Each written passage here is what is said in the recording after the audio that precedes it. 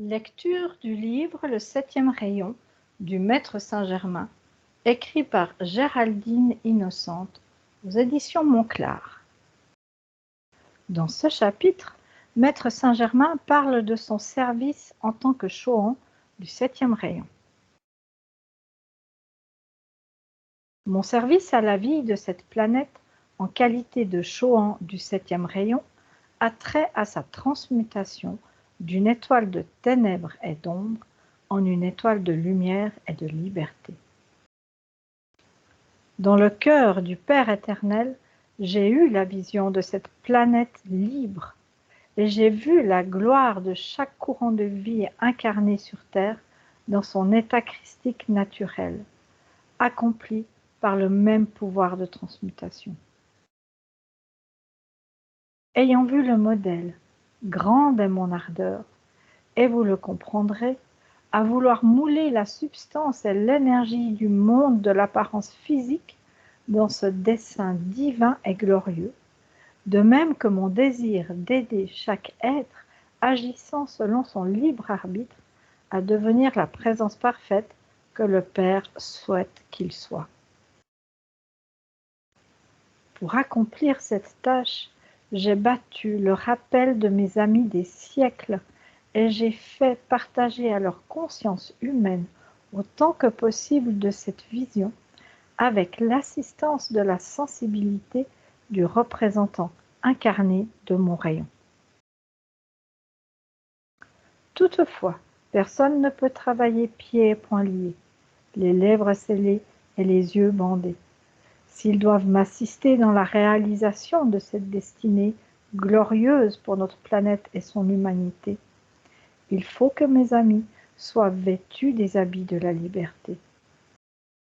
Avec ce but en point de mire, le maître Moriya, Chohan du premier rayon, proposa de présenter à la grande loi cosmique la demande d'une dispensation par laquelle nous, ensemble, les 7 Chohans, pourrions associer étroitement à notre effort un groupe de courants de vie appartenant aux différents rayons et, à travers eux, faire progresser l'établissement des activités du 7e rayon pour la planète.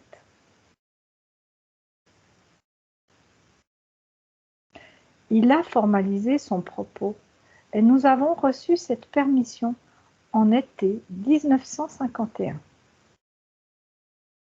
Encouragé par notre succès, le maître Moriya sollicita auprès de la grande loi cosmique la permission d'écrire à quelques chellahs et amis dignes de confiance pour leur donner un aperçu de notre plan.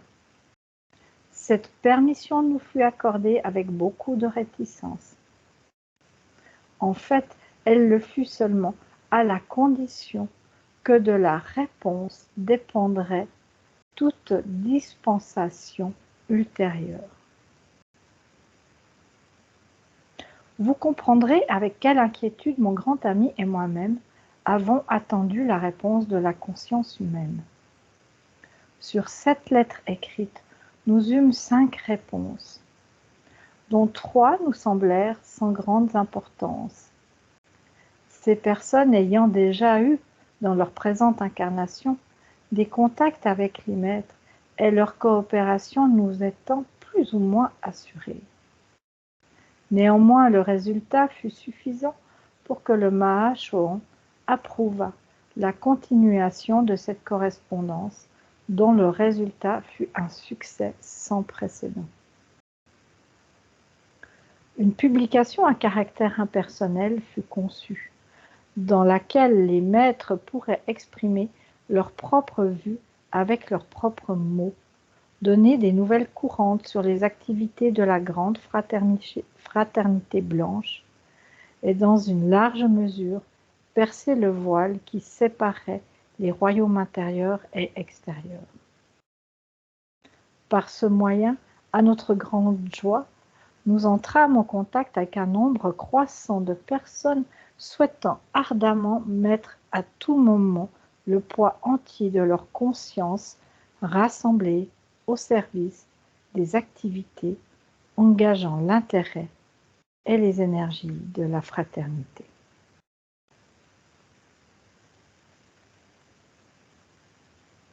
Ainsi que mon frère bien-aimé El Moria l'a expliqué, le 7e rayon, qui fait partie de ma juridiction, est destiné à être l'effusion prédominante sur la planète Terre et à travers tous les courants de vie durant la période des 2 prochains millénaires.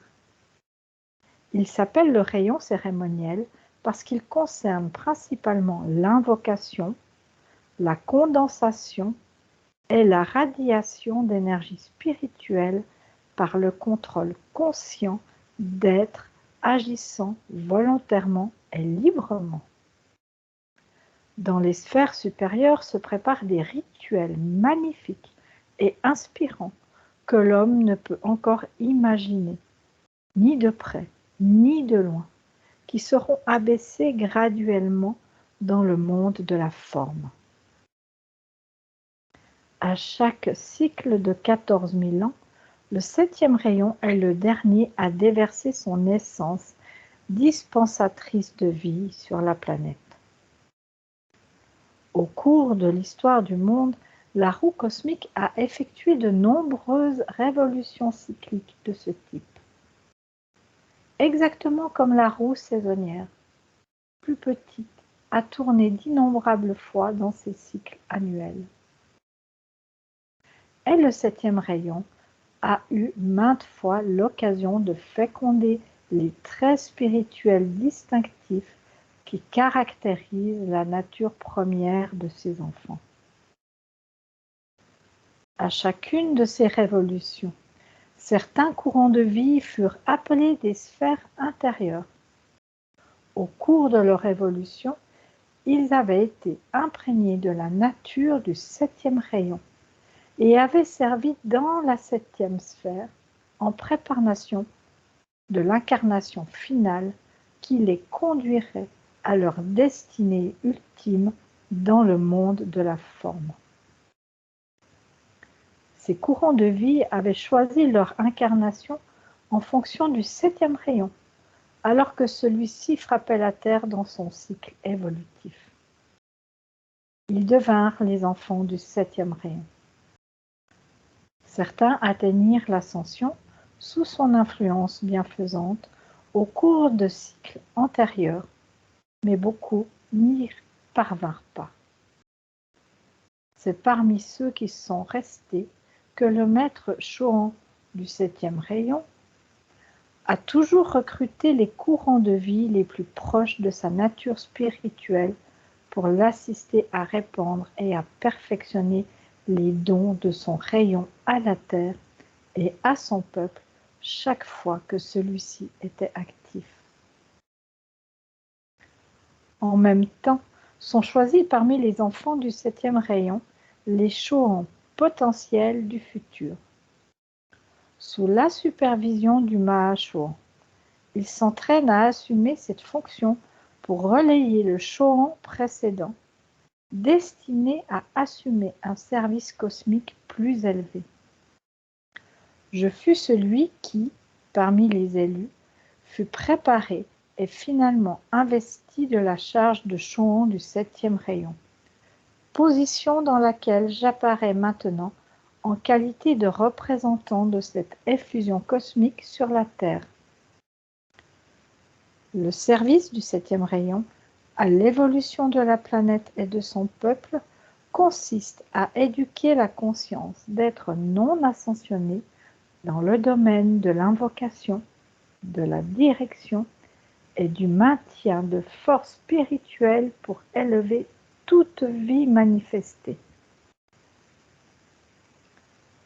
Parmi les courants de vie qui ont choisi de développer leurs talents et facultés suivant la ligne du 7e rayon, j'ai sélectionné les esprits actuellement incarnés qui répondent à ma note clé et à mon effort d'apporter les connaissances de base des buts, desseins et méthodes pour étendre les activités du 7e rayon qui produiront le plus grand bienfait possible est l'élévation des peuples de la planète.